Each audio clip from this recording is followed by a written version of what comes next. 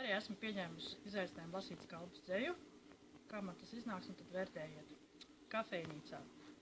Še kafejnīcas drūzmā no dūmiem un vijoļu klaigām uz mani, kā meklējot dusu, nāk sapņi ar nopūtām maigām.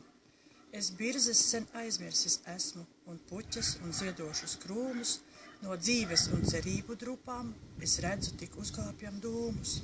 Kas varēja būt, un kas bija, to aizkūpam redzu. Ir brīži, ir arī brīži, ar roku acis, kad sedzu. Kas varēja būt, un kas bija, to likteņa dzirnavas mala.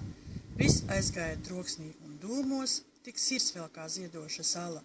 Šai troksnī, šai dunošā tvaikā, tā ir visklusākā mala.